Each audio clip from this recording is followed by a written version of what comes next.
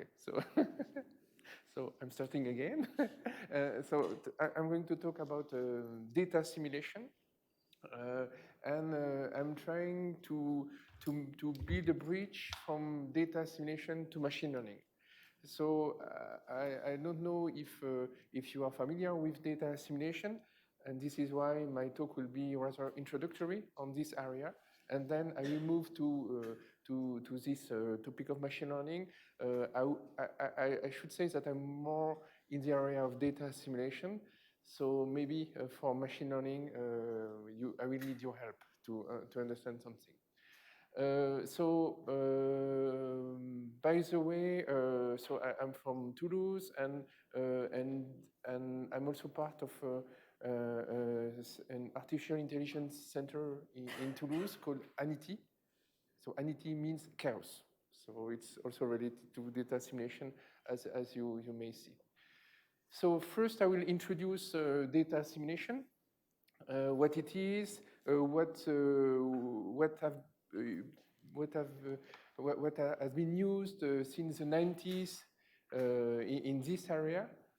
And then I will go to more modern approach of data assimilation, so the Bayesian framework, and which gives rise to the ensemble approximation data assimilation, and then move to the tool from the machine learning community that we have in mind for attacking the problem. But we may be completely wrong, so this is just a guess. And I must also say that we started the project last September, so everything is very new. So what is data assimilation? So everybody knows data assimilation because it's a tool that one uses when one wants to make forecasts in the area of meteorology. So it's something that we are very used to. But there are also many other applications of data assimilation in climate. So when you want to make a forecast in a much longer period, or oceanography, which is very important, especially if you work on very long timescales, because this is an important source of energy of the coupled system, but also in other areas like electronics and finance. So what is... Why is it called assimilation? It's because you take data and you assimilate into a system. So I think it's a way to describe statistical inference, maybe. You get data and you improve some parameters of your model, and then you improve the quality of your model by using observations. I guess this would be the reason why. So you have a dynamical system, and if you knew x0 with a lot of accuracy and maybe infinite accuracy, and if f is known too, then you can probably you can use these equations and integrate them exactly, and then the problem is solved. But this would not happen in the area I mentioned here, because the problems are very complex, and also because the problems are chaotic. So it means that it depends very strongly on initial condition on your system, and this is why it's very hard to make prediction. And tricks or algorithms more than tricks, are designed to take care of that.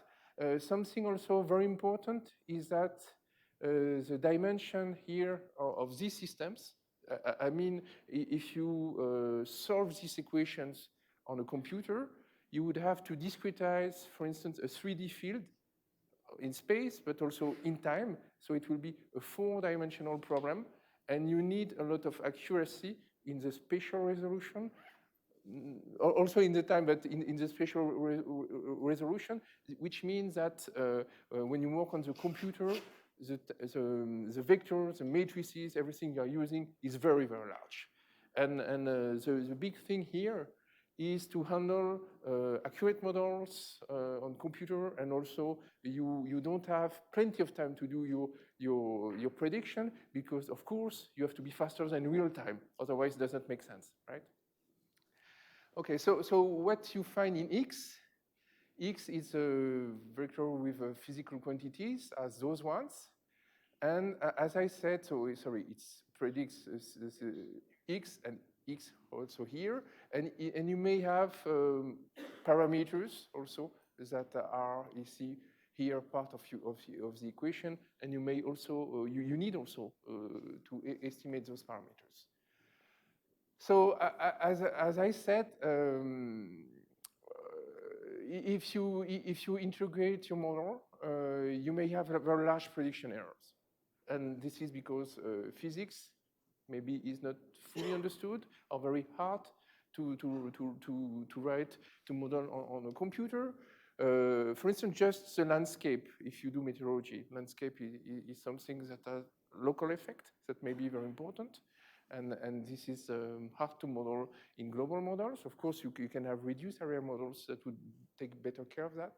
Discretization error, because I wrote continuous equations that are close to Navier-Stokes equations when we talk about fluids, but you have to discretize them. And parameters, of course. So some parameters are not known with high accuracy, and you may want to improve them. Okay, so what is used to improve the quality of the model and take care of the approximations that are done here is we use data. Of course, data are also corrupted by the standard measurement noise, and maybe there are not enough data in your system. Typically, on a system, the system I described for meteorology, for instance, you would have 10 to the 9 variables and only 10 to the 7th observation in one minimization. So the problem is underdetermined. It is, we can say, a big data still problem, and there is an underlying physics. Yes? When you say 10 to the 9 variables, is this like the weather of France for the next 1 week? What is the... It would be the global... It would be, you discretize, so the time scale depends on the application. For meteorology, it would be more like several hours, few days. And then let's say in one city, I'm just trying to get a guess of like how big the spatial area is on which you predict. Yes, so here I'm talking about the global model. So on the Earth. It's a global model, yes. Yes. Okay, so it needs to be solved in a prescribed CPU time because it's just one of the tasks that are run on the parallel computers of meteorology. And so this is a general setting. So first I will describe the first methods that were used from the 90s. Of course, there were earlier methods, but we trace back to 90s the variational methods where we use modern optimization tools and yeah. What do you try to improve with the data, the values of the parameters? Yes, and also the value of x0. Okay. So how is it done? So here it's maybe a chart that will clarify a little bit. So I assume that only x0 is unknown. And if I do an integration using my dynamical system, I would get a trajectory like this one. In the same period here, I will get some observational data, and we see that the data are far from the prediction I made. So I will adjust. I'm sorry to interrupt you. No, it's so okay. The data you have is about the state, which means x. You don't observe p. You don't observe p, and you observe a function of x. Function of x. Yeah. So in this chart, everything is put on the same chart, but they live in different space. Observations are in the different space and the model variable. Okay, so yes, I agree. This representation is simplifying the stuff. So and then of course I want to update the parameters x0 and p to get a better agreement with my observation, which give me a better initial condition for what's going to happen later. So okay, so this is what I described. So what is the mathematical problem? So here you see the real model and also the type of observation. So one particularity of this problem is that also you have many observations of different kinds: satellite observation, buoy observations, ground observation, observation from commercial aircrafts, and all these observations are kind of put together in this in such a large least square formulation. M is a dynamical model. It represents the dynamical model integration. X would be x0, and this is just Gaussian likelihood. And as I said, you have less observations. Less observation than variable in the model. So you certainly need a regularization term. Otherwise, your problem is undetermined. And it's very important. This term is very important, of course. Since it is underdetermined, you have to put a lot of physics in B. And there is a lot of effort in finding the best B. For instance, in your observation, in the observation of your system, maybe there are some relationships between the variables that are not taken into account. And then you have to enforce them with your background. So you say it differently. You want to say maybe that your solution should belong to some manifold. And the way to enforce this would be by using this prior. Okay, so how to do that? How it has been done for, as I said, since the 90s. It's a very simple thing. You just, simple things, why? Because the problem is huge. We cannot do very sophisticated global optimization techniques when the problem is so big, and when applying operators is so expensive. So the way to do this is to linearize inside the norm, and then you have your local quadratic approximation of this nonlinear problem, and you update. So this is just the Gauss-Newton methods, which was introduced by Courtier and Talagrand. It's not the same Talagrand as the one you talked about. That's what I was checking. No, there are two Talagrand. It's Olivier. Yes. Okay. So and this was known in the optimization community. This is a well-known method, which is the Gauss-Newton method, and it is described by Courtier and Talagrand the name incremental Fond-Ivar algorithm. So incremental Fond-Ivar algorithm or Gauss-Newton method is an interesting algorithm because it looks very simple. But for instance, so it is a fixed point type of algorithm. You linearize, you compute a step, add the step, and so on. So this is just a purely fixed point algorithm. And for instance, this algorithm is not always locally convergent. It has repelling fixed points. So it turns out that it always works quite well in practice, but it is an algorithm that for which you can derive conditions for which it will converge locally, and it's not. You should not use it without some caution. I want to just take the time to read apart from the regularization, the objective function you have is very similar to the things. It's a sum of a complicated function. Yes. Minus the data square. So it's like a planted problem. Yes. With an L2 loss. Yes. Yes. Crazy function. Yes. It's what is difficult is this guy. It's this guy, and it's a dimension, and this guy. And also, what is difficult is that yes, high dimension. So I don't want to pay too much effort in solving my local problem because this is expensive. Okay. So something.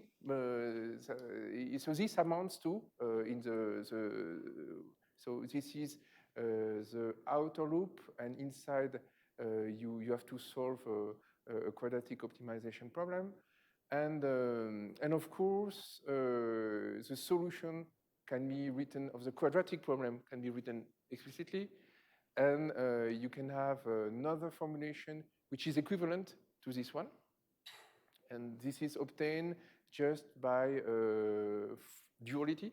So if you take this expression and you rewrite this as a constraint in your quadratic problem, then you have a problem, an optimization problem with a constraint. So this would be lambda, for instance. So you have norm square plus 1/2 lambda square with the constraint lambda equals this.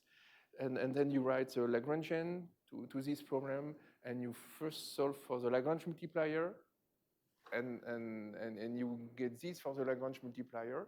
And to go back to the original variable, you have to multiply by BHT. And this would give you this alternative formula. And it is quite interesting because here the problem that you have to solve is this Rn, n being the number of variables, so 10 to the 9, and this is a number of observations, 10 to the 7. So this one live in a much smaller dimension. That's great. This is very simple. This is also obtained by the Sherman-Morrison formula. And people have been trying to use this. So what is very nice when you, sorry. How did you manage, you come from a problem which is of the same nature as the one you had before, sum of complicated linear function. This is just a quadratic. Supervised, and now we come to quadratic. How did you linearize? So we linearize just all the, we take linear approximation, so just Frichet derivative of all these operators. Yes, so there is something which people do in this very complex code. When you develop some new measurement code, for instance, at the same time, you derive also what they call the tangent linear and also the adjoint. So the people are computing the derivatives. Nowadays, maybe they do automatic differentiation, but it was not the case some years ago in some systems. But they compute really the derivatives of those to linearize. Okay, so here what is quite nice is that when you use, so you can solve this linear system large size, and here it is smaller. But of course, since the problem is very large, you will not be able to solve exactly any of those equations. It's too big, so you will do it iteratively. And we go back to the method I explained yesterday. For instance, you use a conjugate gradient method to solve this. And people have been tried. So the first method was to use conjugate gradient on this. And we saw yesterday that conjugate gradient method is directly minimizing this on a subspace of increasing dimension. So this means that with conjugate gradient, and this is an approximation of the negative log likelihood.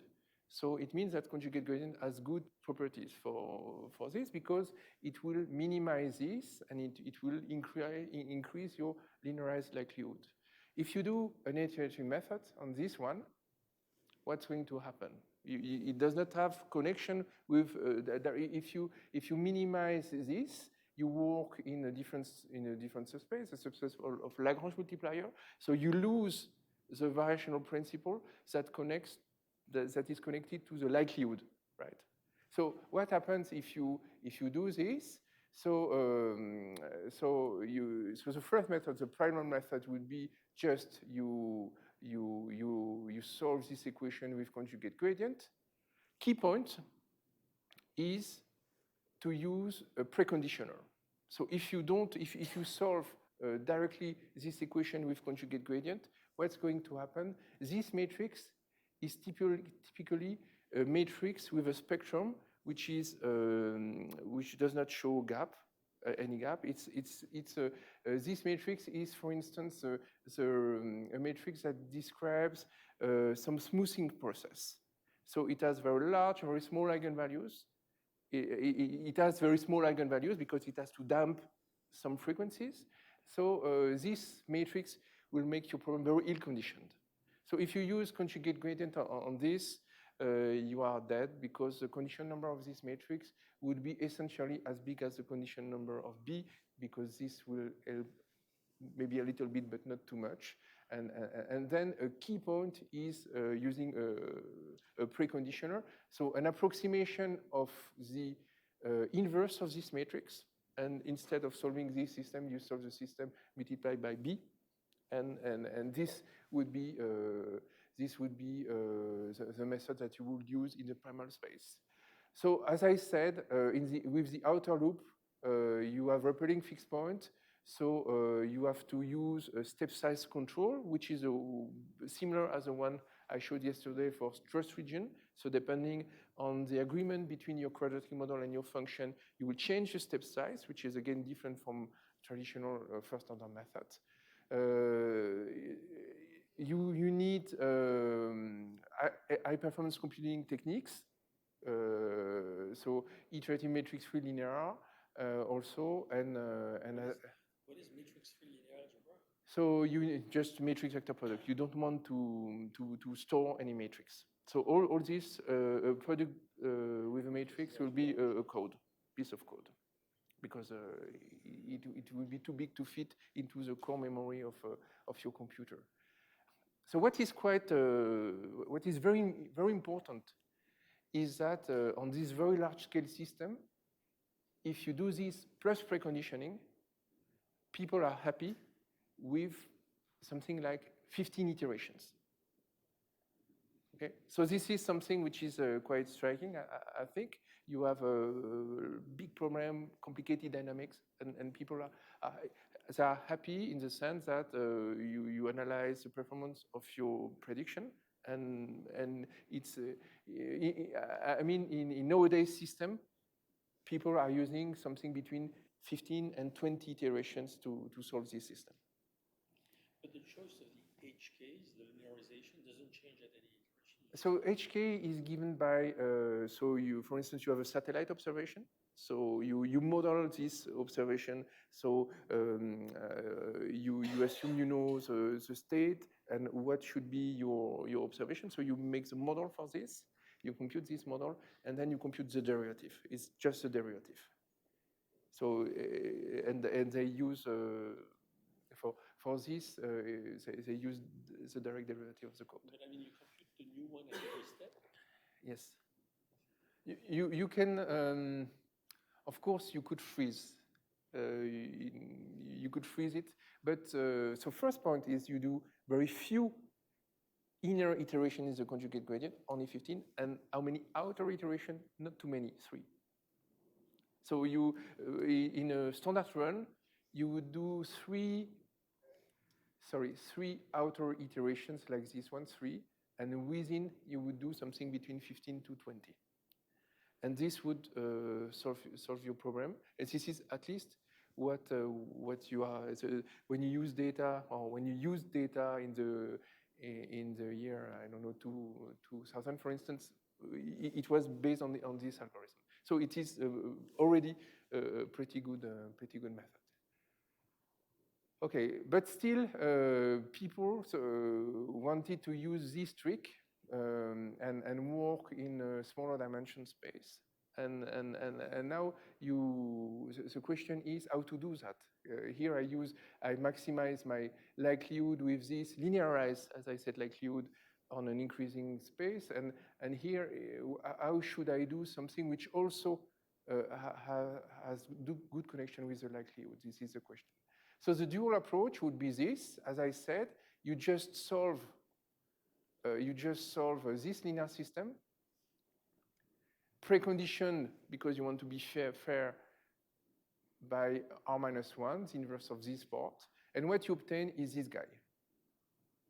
So this is the linearized likelihood that you obtain with the primal algorithm, with the original one. And when you work in the Lagrange multiplier space, and you go back to the original place, to the original space with this formula, you get something like this in terms of likelihood. So this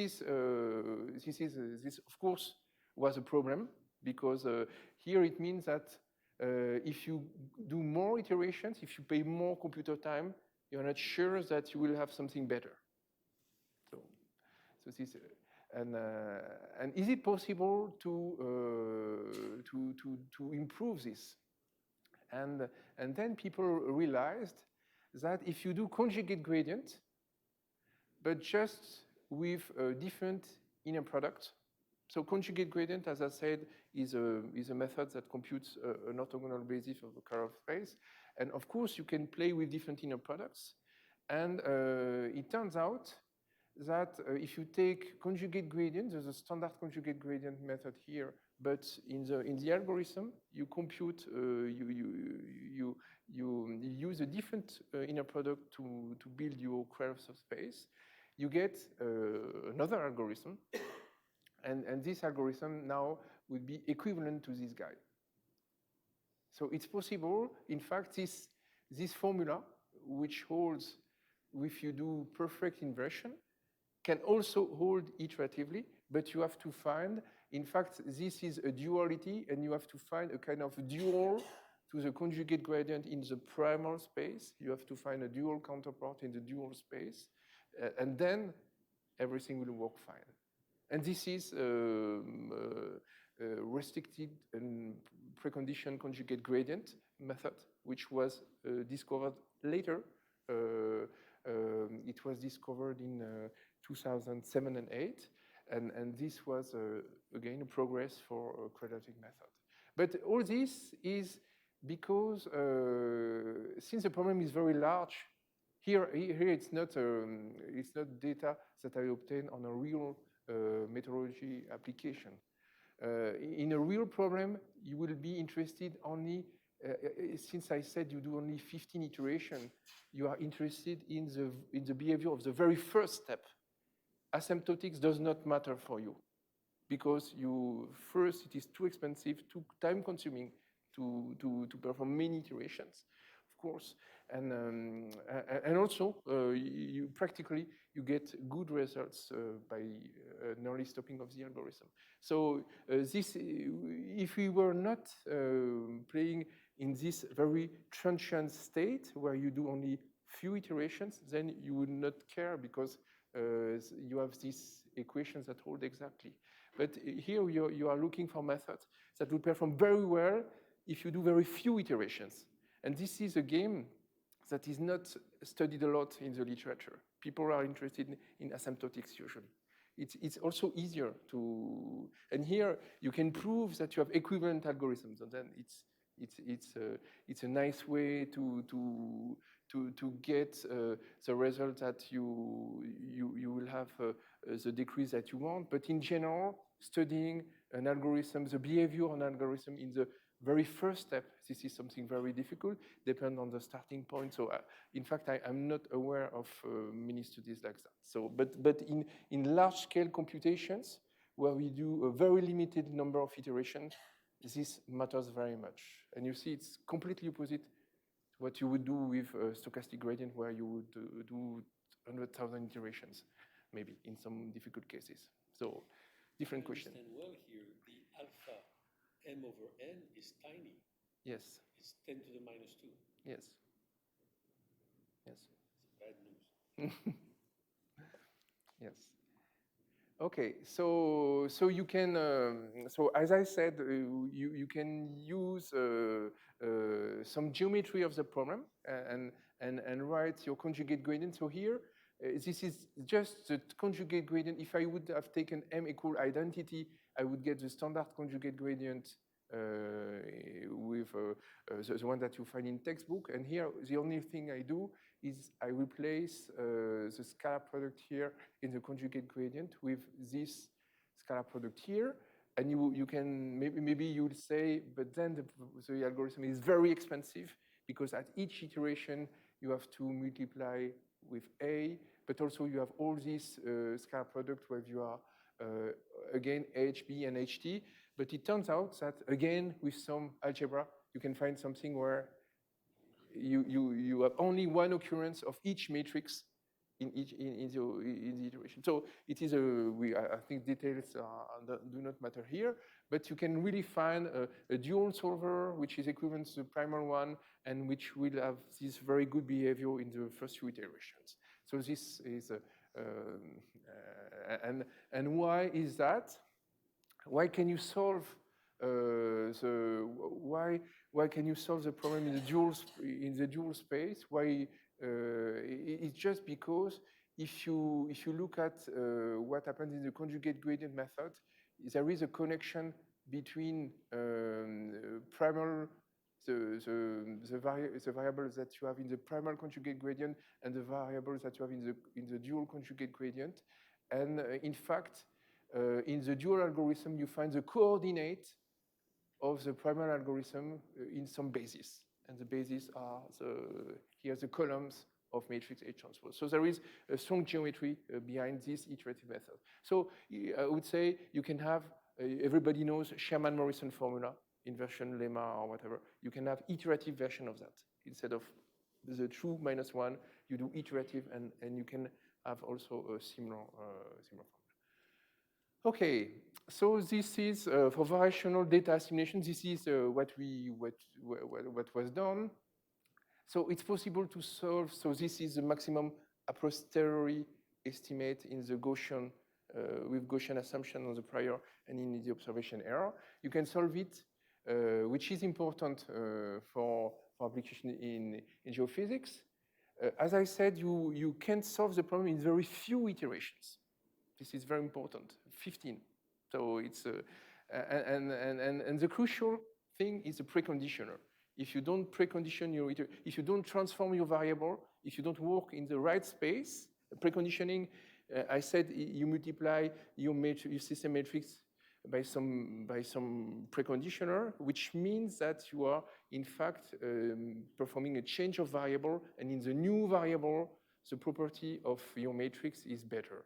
So, for instance, in this case, eigenvalues, the smallest eigenvalue will be 1, and the largest is not too far away from 1. So this is. How do you choose the precondition? So in this case, it is easy because we in our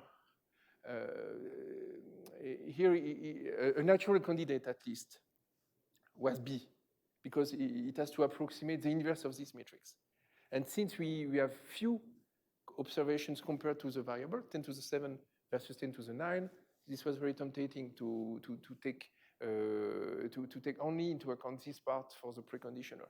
You can do something more sophisticated. It's, as you mentioned, quasi-Newton method. You can incorporate also some parts from this matrix to improve your preconditioner. But here, we just took this form of the quadratic problem to build our preconditioner. Okay, and but applications require to go further. For instance, here I assume that on the window I was working, there was no model error. So how was this modeled? Here I just assume that my variable at time tj is obtained by the propagation of x0 using my dynamical system. So this is not a very reasonable assumption, because of course, as we said, the physics is approximate. So I do have model errors. This is the first point. And another point is that if I don't assume model errors, I have to work with small windows. Why so? Is because this term, even if I put a lot of effort in having a good B term, it is still an approximation of something. So if I work with a very small time window, I don't give the opportunity of this term to give some information to this one. And in fact, if I could work with a very long time window, this term will have a large capital N, and maybe this term would completely dominate this one, and then I would not need any a priori information. So working with long time window is interesting because it gives an opportunity to get rid of some information which may not be accurate in the background term. So since background is this a priori or so-called background term is not very approximate, not very exact, is approximate. I am interested also in working in a very long time window so that I can correct this term if it is not accurate enough. So, and if I work in very long time window, then due to the chaotic nature of my system, I know that my integration will not be very accurate. So this is why I need to introduce model error for very long time windows, which is where I want to go, long time windows. Or I need to have a better estimate of B so that I can work with longer time window. But due to the chaotic nature of the system, introducing error is important. So this is an important area of an important route for the development of operational system. And this gives to a different view of data assimilation. It is still quite connected to that. So just for notations, instead of looking for only one estimation of all the quantities, x0, p, and maybe x at a given time, I will look for density for this vector. Why? Because, for instance, if I'm interested in the forecast of rain, I want to know which probability is going to rain. Okay, so this is why I'm now interested in the a posteriori statistic of my estimation. So to do that, we use a Bayesian framework. Okay, and in this framework now, my quantity x0 and p, and also what I'm estimating will be density functions. So I need also some models for my observation, and also I need some model for the model error here, and this is what we take. So we take that y condition to the, so y is the observation. So condition to the state, it's this, which amounts to say that condition to the state, my error are Gaussian with here R for variance covariance matrix, and this is the mean.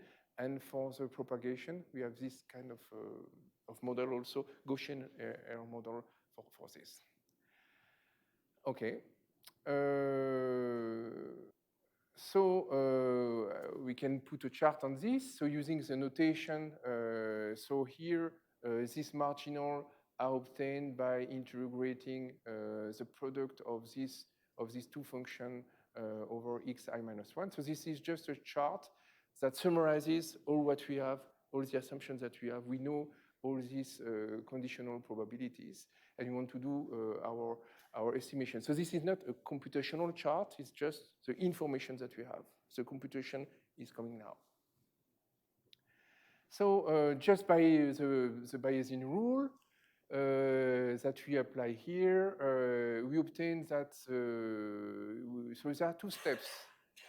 First is the analysis. So you are sitting at time tj and you have new observations coming, and you want to update your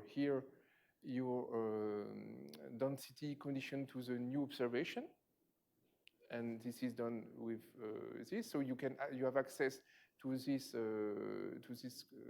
density, and propagation in time. It's when you perform your time stepping, and this is the expression that you have again for the conditional density of your state at time tj plus 1. So you can say, okay, everything is clear here, but here I have nonlinear operators, here and here. And if I want to do any statistics, computing moments, and so on, remember that you are in a very high dimensional space. You cannot do anything with this. So we have to find a trick to approximate all these quantities. To do this, of course, we are going to find approximation for our densities. Very simple. And how to do that? We do ensembles. So, and this is what is maybe currently done in operational centers. So you take realization of your densities, and you assume that all your densities, your Q will be Gaussian and given by mu and sigma that are computed with this. Okay, so now let's go back to so first point. What should be the size of M? How many ensembles do I need? Because remember that due to the size of the system, I cannot store too many of them. I cannot. It's very hard to compute. So in fact, yes. But like the Q matrix can always be block diagonal or something. Q. So this is particle filtering. So you're in. It's not really particle, but because I'm working with the Gaussian assumption. It's a bit simpler. Say, particle filter would be really much more difficult to implement here because of the dimensions. But here I take the Gaussian assumptions on my distributions. Okay, so here if to solve my problem, if I need a very large M, I'm dead. If it's 10,000, I'm dead. So what people hoped is that since in the variational approach, it was possible to solve with a reasonable accuracy the problem with the Krylov method, which is doing projection on a small dimensional space, people thought that maybe it's possible to track this space, the Krylov space, or something equivalent using ensembles. And in fact, when you do prediction, what is interesting for you is the so-called unstable space, because in the stable space where all the modes are decaying, in fact, the component associated with this decayed mode in a solution will go to 0. So these ones are not very important. What the modes that are very important is this connected to the unstable space. And again, another view of that is that maybe our systems, they have unstable space of a reasonable dimension, which can be tracked using this kind of ensembles. Okay, so this is just an example that people use to train algorithm is a Lorenz 63 algorithm. And here you see that you see a scatter plot that you obtain after 40,000 times steps. And here you have the plot of the state at a given time of integration. So you see that it is so it's an ensemble. So you see that it has a lot of structure. Right. Okay, so if we assume, and it's what people do in practice, if you assume that you are tracking a low-dimensional subspace, then you will take a number of ensemble in the method M, which is not too large, and you have to assume something. And you assume that by doing so, the sampling error are not too big. So you neglect them. So if you neglect them, it's something, of course, very bad. Because if you say that your covariance matrix is 0 in some part of the segment, it means that you have exact information. So fully neglecting the sampling error is something very bad. So people, they had little perturbations on this kind of low-rank matrices to give the opportunity of the system to explore also other parts of the subspaces. But this is basically the algorithm that is used in practice is based on the assumption that your sampling error can be neglected, and then there are some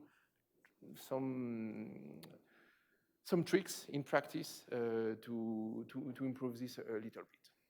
So if you do so, then you can represent your variable x using now a transformation of a standardized ensemble variable j. You say you are in the Gaussian approximation, and you just take this to be your low rank, the square root of your low rank covariant matrix. Okay. And so this would be now the algorithm that is used. So this is one of the basic ensemble algorithms that is used in metrology. It's called the ETKF, ensemble transform Kalman filter.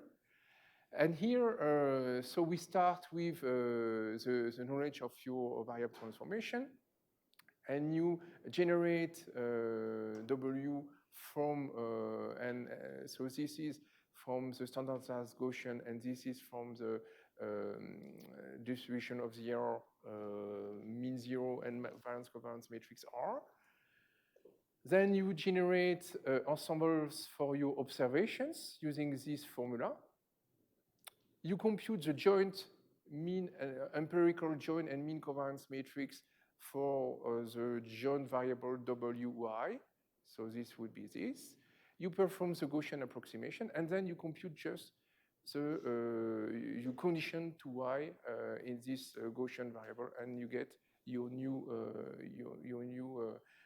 matrix W. So this is the ensemble Kalman filter, what it does when a new observation comes. And you have to do also time propagation. And time propagation, in fact, is easier. You use the dynamics equation for the dynamic you have here, and you sample W again from your standardized Gaussian, eta from the noise of your dynamical system, and here you compute the ensemble for your variable, and again compute mean and variance covariance. So this is a heavy step. Yes, because here you have to do the modeling integration. So this one is the most time consuming. Yes, each time we have M, it's very time consuming. So you can maybe you can think when you look at this that it is pretty heuristic, because there is this Gaussian assumption everywhere. When you do the Gaussian assumption here, all the operation when you compute this conditioned distribution, it's again some linear algebra. So here you do a linear analysis to get your new representation of the state, your new W. So this is not so satisfactory.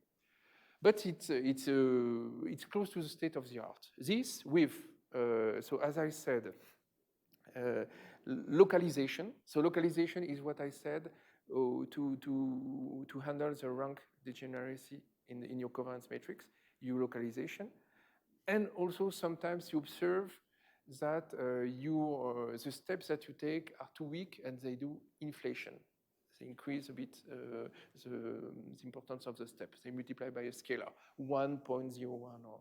So there are still steps in these algorithms that are pretty empirical. And it's mostly related to the assumption that we do on the fact that there is no sampling error when we design the algorithm. Okay. So lacks of a rigorous framework for the Gaussian approximation. And also the change of variable that is used, f, is only linear. So you transform at each step, you represent your variable x with a linear transformation of standardized Gaussian. And all these steps they are not so satisfactory. And this is why we tried something different, or we are trying something different, which is based on a particular network, which is called variational autoencoder. And I will briefly describe what is an autoencoder. I hope maybe with your statistical background, it will be easy to understand. Okay. In fact, as we said, we only partially observe a dynamical system, which is what happened in machine learning. So practical method need few samples to succeed. And something very important is everywhere you have this space of low dimension. And this is crucial.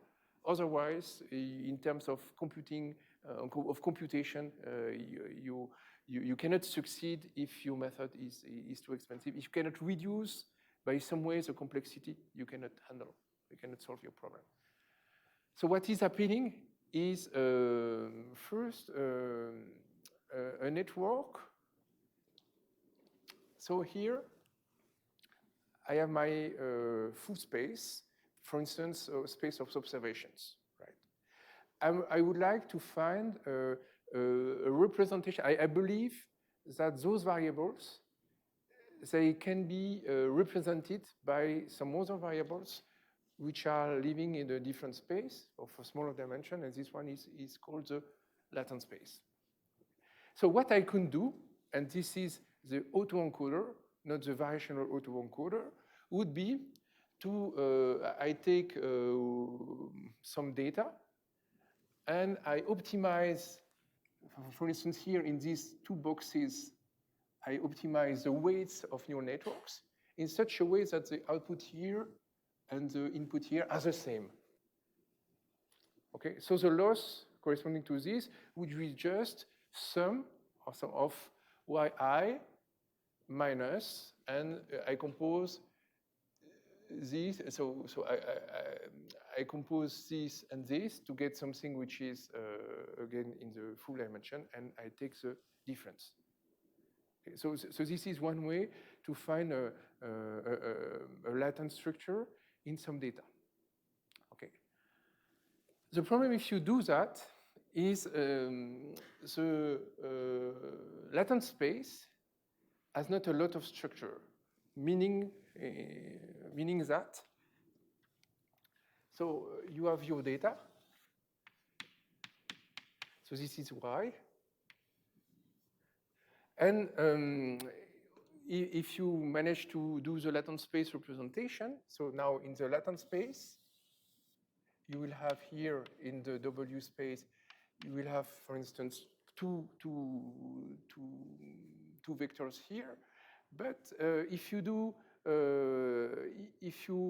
and this is, in our case, I should not take a circle. It is more vector space, right? And if I take any vector here in my latent space, any vector in my latent space, and use the decoder that was trained on my data, I may get something which is not at all something in my data space. And what I know is that for the data which is used in the training phase, I can find some variable in the latent space, but I cannot say differently. I cannot use my latent space to parameterize in a satisfactory manner my input space. And this is something, when I do since I want to break the complexity of my problem, I would like to find a subspace in which I could work. I would like to do all the computations here and do something which is meaningful for this subspace. Okay? So this is why I cannot work just with the variational autoencoder. Sorry, with the autoencoder that would be, so, sorry, this one.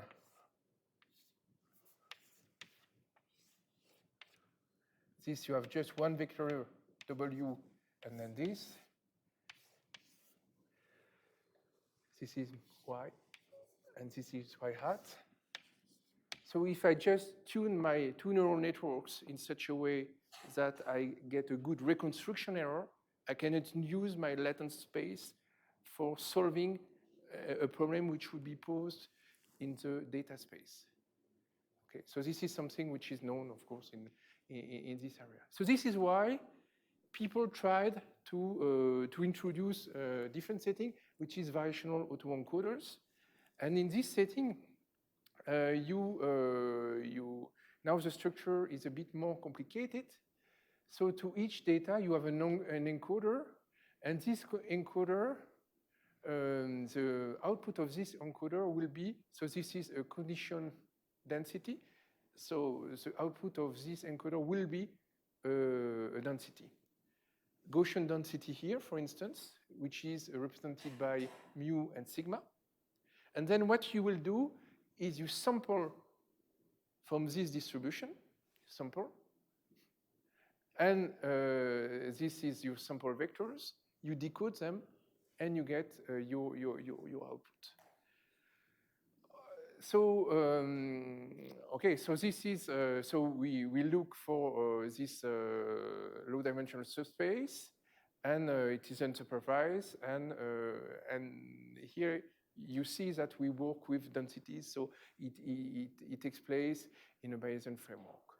More precisely, here I have my data. I am using here my autoencoder, and then I will decode here. And what I want to have is that my distribution, my density here at the end, I want it to be close to my density, which is the density of my data. And if I do only that, it's not enough, because I don't ensure that the latent space would be general enough to represent, or would be good enough to represent all my data. So this is why I will also introduce a distribution PW, and I want all the distribution here, all the Gaussian distribution mu y, so this here, mu y and sigma y, I want all of them to be close to a given distribution. So my aim is I want, in fact, I want the distribution here at the end of the encoder to be close to, say, a normal 0-1 distribution. And in such a way, I will increase the chance of having a latent space that better represents my data space. Okay, so this is what I want. And to ensure this, one way is just to ensure, so I'm looking now, in the training phase, I'm looking for the weights of these two neural networks. Okay. To do that, so first, the fact that I want those density to be the same, this is obtained. For instance, one condition to get this is that you have this relation where Py is again the density of the data, which you can access to by sampling, and the one, this is the standardized Gaussian, for instance. Okay, so if this holds, then you take the integrals and you say that you will have equalities here. This is very simple. So only if your Py is close to Gaussian. Because in the end, if you put the former slide, you conclude that Py is like yes. something which is this whatever Ry, which is Gaussian. Ry. Ry given W is Gaussian and PW is Gaussian. Ry you don't know. Ry is in the general setting you don't know. But why? Ry given W, you say it's Gaussian. Yes. So in PW is Gaussian. Yeah. And it's Gaussian. So Py must be close to Gaussian. It will be close, yes, certainly in this case. But I'm not. I will not have this equality at the end. Okay, this is why I'm saying. No, this is just to give a hint on. If you look at the paper on VAE, they will tell we minimize this. So I'm just trying to explain the way that gives to this, that leads to the formula here. So you may want to minimize the Kyle divergence of these two densities, between those two densities. Okay, so it's well known that you can play with this Kyle divergence, and if you do so, you obtain this term here. And in fact, if you want to remember that what is not known is R and Q, and this is known. So if you want to minimize something like this, you can work with this term here, which is the so-called evidence lower bound, elbow term. So what is this elbow term? You have two quantities. One here is the Kyle divergence between Q and the Py you know. So Q is what you obtain from your encoding step. So it means that so this is what you will minimize. So this is what you minimize in the training phase. So you minimize this term, which is considered as a regularization term. You want your distribution here to be close to this Gaussian, and this is more a reconstruction error, because here you have the density, which is here conditioned to the observations. Okay, so this is, and to finish the story a bit on this, we try to plug, since in data assimilation we are also looking for densities, we try to find a setting which uses VAE that provides, that works explicitly in a latent space with nonlinear transformation, and that gives same result as data assimilation in a linear case. And we end up with the structure here, where you add here,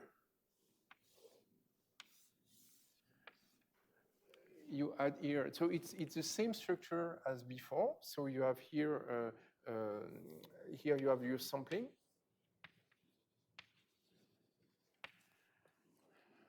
But after after you encode, you first use a neural network, and then you use here.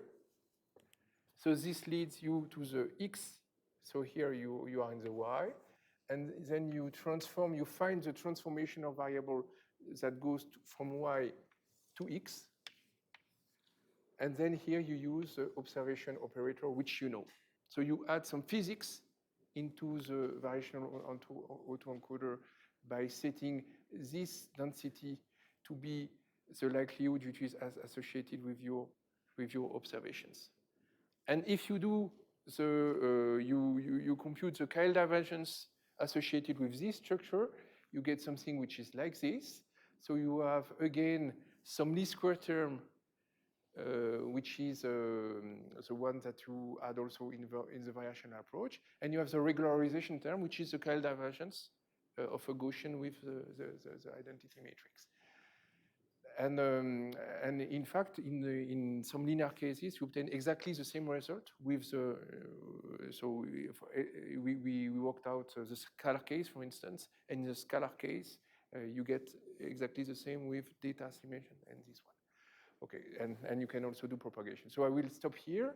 So just for conclusion, I hope that I described data assimilation, what is done operationally, variational, the use of ensembles to get some statistics on the results.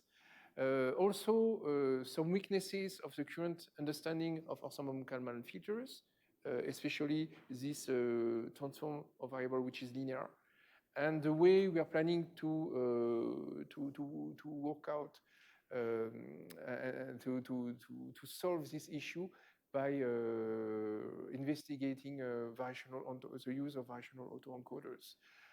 I must also claim that variational encoders is a very simple network. So you have, for instance, I use Kyle divergence, but you can use Wasserstein divergence. You can do many things. And so this is just a very simple setting where we could write the mathematics. But there are many other settings that should be considered. Okay, thank you very much for your attention.